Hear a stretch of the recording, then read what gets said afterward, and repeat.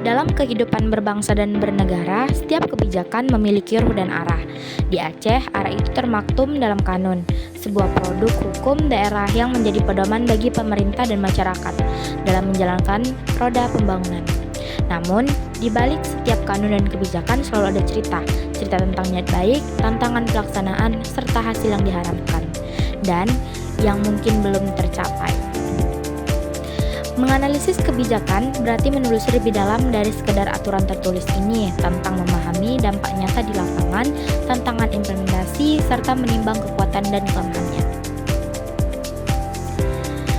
Sebuah kebijakan yang baik tidak hanya diukur dari beberapa lengkap dokumennya, tetapi juga dari sejauh mana ia menjawab kebutuhan masyarakat. Apakah kebijakan tersebut mampu meningkatkan kesejahteraan? Apakah ia berpihak pada rakyat kecil, menjaga lingkungan, dan mendorong keadilan sosial? Mari kita mulai dengan dampak. Setiap kebijakan membawa konsekuensi positif maupun negatif. Dampak positif biasanya terlihat dari peningkatan pelayanan publik, percepatan pembangunan, serta tumbuhnya partisipasi masyarakat. Namun, tidak jarang kebijakan juga menimbulkan dampak yang belum diantisipasi atau tumpang tindih peraturan, rendahnya efektivitas, atau resistensi dari pihak-pihak tertentu. Selanjutnya, mari kita bicara tentang tantangan. Dalam pelaksanaannya, banyak kebijakan menghadapi hambatan, mulai dari keterbatasan anggaran, sumber daya manusia, hingga kurangnya koordinasi antar lembaga. Tantangan lain seringkali muncul dari perbedaan kepentingan dan kurangnya pemahaman masyarakat terhadap isi kebijakan itu sendiri. Oleh karena itu, penting bagi setiap pembuat kebijakan untuk mengedepankan prinsip transparansi dan komunikasi yang terbuka. Kemudian kita masuk pada kekuatan. Kekuatan sebuah kebijakan biasanya terletak pada dasar hukum yang kuat, relevansi terhadap kebutuhan masyarakat, dan dukungan politik yang stabil. Di Aceh, kekuatan itu juga muncul dari penerapan kanun yang berakar pada nilai-nilai syariat Islam dan kearifan lokal, menciptakan kebijakan yang tidak hanya legal, tetapi juga moral dan budaya. Namun, di balik kekuatan tentu ada kelemahan.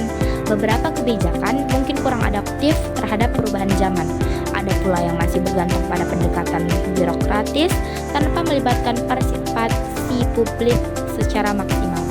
Kelemahan seringkali terletak pada kelemahan sistemnya evaluasi sehingga sulit untuk menilai apakah kebijakan tersebut benar-benar efektif atau hanya sekedar formalitas. Dan kita akan bahas kanun. Apa sih itu kanun?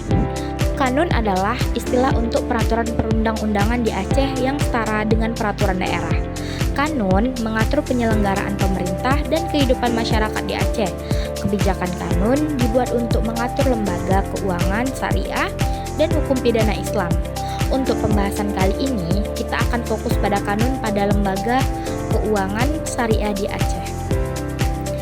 Kanun mengatur lembaga keuangan syariah dengan kewajiban semua lembaga keuangan baik bank, koperasi, dan asuransi untuk beroperasi sesuai prinsip syariah dan melarang riba, maisir, dan gharar. Kebijakan ini nih yang bertujuan untuk mewujudkan ekonomi masyarakat yang adil dan sejahtera sesuai syariat Islam.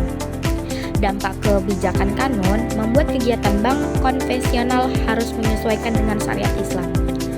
Apabila masih menggunakan layanan bank konvensional, maka transaksinya harus dilakukan di luar Aceh.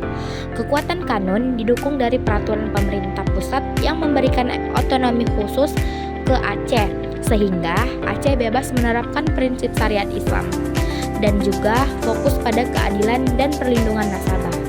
Kelemahan kanun, kurangnya literasi masyarakat, penerapan akan yang belum optimal, dan produk layanan terbatas.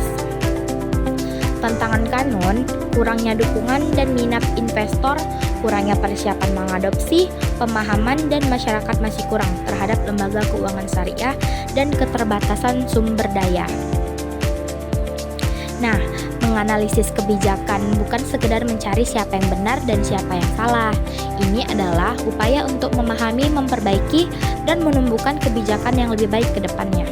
Kita perlu terus belajar dari pengalaman, menyempurnakan setiap langkah, dan memastikan bahwa setiap kanun dan kebijakan benar-benar menjadi alat perubahan menuju masyarakat yang adil, makmur, dan bermartabat. Karena pada akhirnya Kebijakan yang baik adalah cermin dari niat tulus pemimpinnya dan partisipasi aktif rakyatnya. Dan dari situlah masa depan yang lebih baik dapat dibangun bersama.